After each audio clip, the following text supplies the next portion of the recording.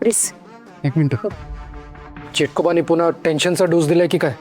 नाही हो प्रिन्स, तुम्ही उगाच नका ते बोल नका. आधीच माझ्या तळपायच्या आग मस्तकात गेल्या. एक मिनिट, काय झालंय? मला शक्तीने तिचं काम केलं, त्या शिवाला मारलं की नाही? नाही माहित. अगं नाही माहित म्हणजे चेटकोबा काय झोपा काढतोय की तुझा त्याच्यावरचा विश्वास संपला? नाहीये, असं नाहीये. मग कसं आहे? असं असं नाहीये. पण काय?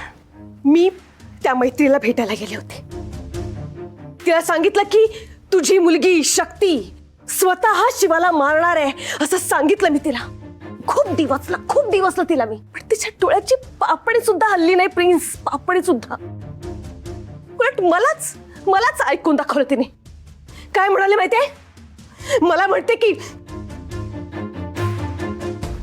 शिवा आणि शक्ती तुला साधारण माणसं वाटली? या कलियुगात तुमच्यासारख्या असुरांचा सर्वनाश करण्यासाठी त्यांचा जन्म झालाय. सध्या तुमची असत्याची खोटी काळी शक्ती खरेपणाच्या दैवी शक्तीवर हावी होत असली तरी विजय सत्याचाच होणार. मला ना प्लीज खूप भीती वाटते. सगळं होईल ना नीट? हं? त्या शिवा आणि शक्तीचा शेवट होईल ना? नक्की होईल ना? तू ये बस इथे.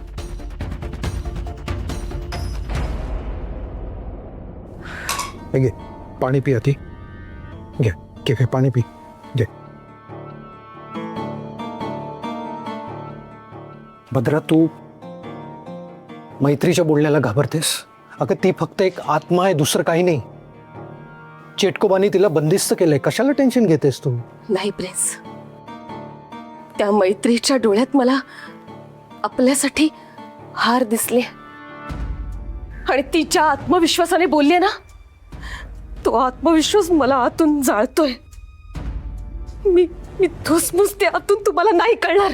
शांत. हे बघा, काहीही झालं तरीही आपल्याला आपला डाव यशस्वी झालेला पाहिजे. भद्रा, तू उगा स्ट्रेस घेतेस.